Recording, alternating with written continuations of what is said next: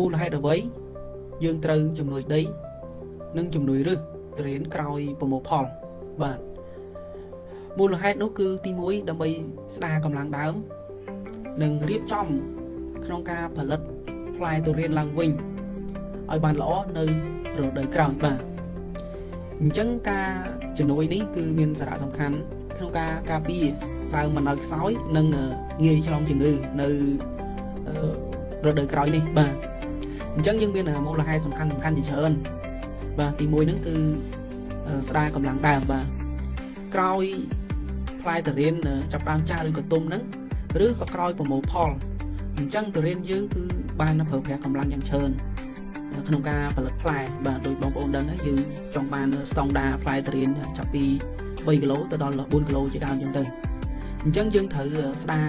កម្លាំងដើមឡើងវិញបាទហើយទី2នោះគឺជួយទៅរើសចាស់បាទជួយរើសចាស់រើសដែល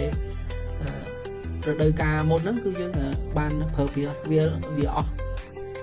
គេហៅថាអស់សមត្ថភាពក្នុងការស្រូបយកសារធាតុចិញ្ចឹមទៀតហើយអញ្ចឹងយើងត្រូវជួយរើសចាស់ហ្នឹងនិងជំរុញការដុះប្រឡូកឬថ្មីដើម្បីបំពេញការស្រូបយកសារធាតុចិញ្ចឹមឲ្យបានល្អបាទហើយមួយទៀតនោះគឺជួយរើសមិនឲ្យខូចដោយសំណើមខ្ពស់ហ្នឹងឧទាហរណ៍ថាភ្លៀងច្រើនឬក៏អាកាសធាតុឧអាប់អីអញ្ចឹងទៅហើយមួយទៀតហ្នឹងរ៉ែសកម្មខ្លាំងនេះគឺយើងសំដៅទៅលើថ្នាំស្មៅ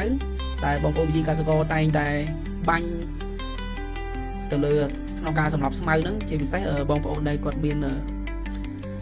ដើមទុរេនច្រើនអញ្ចឹងក្នុងការកាត់ស្មៅនេះគឺគាត់កាត់អត់ទាន់ទេហើយមួយទៀតហ្នឹង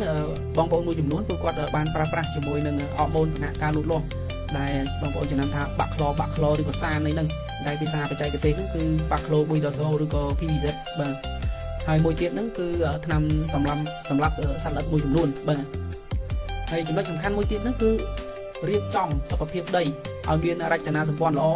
និងមានតុល្យភាពដីឲ្យដូចដើមបាទតុល្យភាពដូចដើមហ្នឹងគឺរក្សា pH និងបង្កើន pH បាទ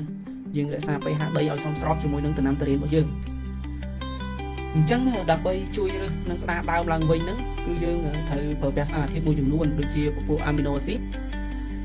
នេះគឺយើងប្រើពពួក L form ឬក៏យើងហៅថា L amino ហ្នឹងដើម្បីជួយឲ្យឫសមានកម្លាំងនិងងាយស្រូបយកសារធាតុចិញ្ចឹមទី2សារ៉ាយសមុទ្រឬយើងហៅថា Civit ហ្នឹងអញ្ចឹងយើងយកប្រភេទ Civit extract ascophyllum ជួយដុះឫសថ្មីនិងជួយដើមឲ្យមានសុខភាពល្អបាទ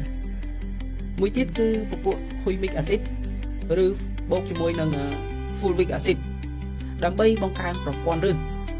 និងសកម្មភាពនៃពពួកមីក្រូសារធាតុនៅក្នុងដីហើយមួយទៀតហ្នឹងគឺយើងដាក់ជីឬក៏គេហៅថា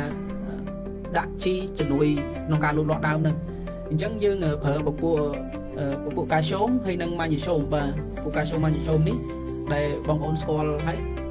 ប្រើដើម្បីសម្រួល pH បន្សាបជាតិជូរបន្សាបជាអាស៊ីតនៅក្នុងដីបាទហើយមួយទៀតនោះគឺយើងប្រើប្រាស់ជាមួយនឹងប្រភេទជីសរីរាង្គឬអ្នកខ្លះហៅជីធម្មជាតិឯហ្នឹងប៉ុន្តែ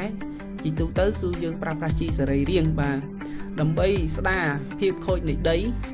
ពីការប្រើប្រាស់ជីគីមីលើសកម្រិតបាទ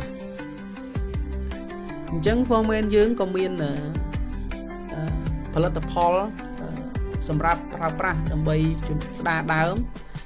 ជំនួយដីនិងជំនួយឫសនេះដែរអញ្ចឹងសម្រាប់បាញ់នៅលើបរិវេណគល់ក្រោមដើមហ្នឹងគឺយើងប្រើប្រាស់ជាមួយនឹង amino civit បូកជាមួយនឹង extra nano បូកជាមួយនឹង postrobin បាទបាញ់ទៅលើដីបរិវេណគល់ហ្នឹងឲ្យជោគទៅហើយធ្វើម៉េចបាញ់ឲ្យបាន2ដងបាទបងប្អូន7ថ្ងៃម្ដងទៅហើយយើងប្រើប្រាស់ជាមួយនឹងប្រភេទជីសរីរាង្គ Forman ដែលមានលេខ NPK 433និងមានសារធាតុពពួកសារធាតុចិញ្ចឹមរងឬក៏មីក្រូសារធាតុហ្នឹងមានដូចជាម៉ាញ៉េស្យូមសង្កសីកាល់ស្យូមស្ពាន់ធរដែកជាដើមអញ្ចឹងទៅបាទអញ្ចឹងបងប្អូនអាចប្រើប្រាស់ជាមួយនឹងផលិតផលនេះបានបាទដើម្បីស្ដារដើមជំនួយដីនិងជំនួយឫសឡើងមកវិញដើម្បីត្រៀមក្នុងការផលិតត្រួយលើកទី